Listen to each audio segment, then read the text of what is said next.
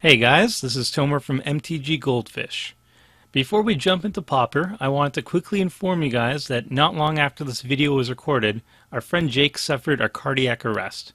Thankfully, he's doing much better now, but he can still use some support. So, if you'd like to help him out, we've set up a GoFundMe campaign for him that you can check out by clicking the link here or checking out the video description below. Thanks for watching and enjoy the video. Hello and welcome back to another week of playing Pauper. I'm your host Jake, and this is your weekly reminder that you can submit deck lists for me to play. You can do it by email to pauper@mtggoldfish.com, through Twitter @JakeStylesMTG, or just leave a comment in the comment section below. This week's deck is Orzhov Extortion, and it's brought to us by Brett and DW. It's a mid-rangey deck that makes use of a bunch of multicolored cards. Every card in the deck is white-black multicolored except for Journey to Nowhere, and a couple different cards that care about things being multicolored. We also have some Extort in there, some life gain to help against aggro decks, and I think it's a really cool brew. Let's look at the pieces of the deck. So here we have the creatures in the deck, of which the star is probably Night Sky Mimic up there in the top and the middle. It's a 2-mana 2/1, but whenever we play a spell that's both white and black, which we have a bunch of in our deck, it becomes a 4/4 flyer until end of turn. So 2-mana 4/4 flyers are generally pretty good, and this is often going to be one, whenever it's our turn at least. On either side of the Mimic, we have a 1-mana 1/1 lifelinker and a 2-mana 1/1 flying pseudo lifelinker. Those aren't very impressive by themselves, but when we get to the next page, you'll see part of why we run them. And then at the bottom, we have some life drain creatures.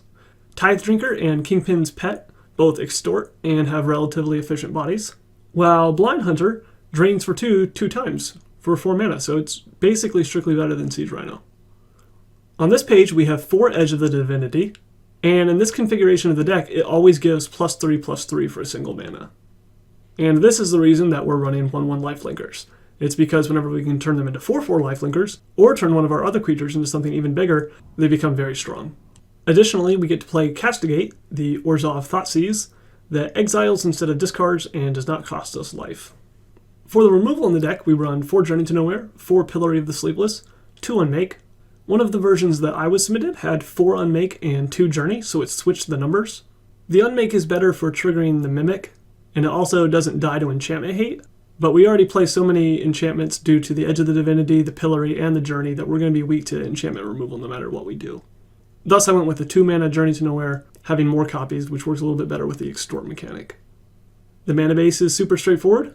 Even split of Plains and Swamps. Scoured Barrens are great. Basilica is nice, but we don't want too many in our opening hand, so we only play 2 total. We already have a fair amount of life gain in the deck, which is nice against aggressive decks, but we also have additional sideboard cards against them. 1 Circle of Protection Red to shut down Burn and Goblins.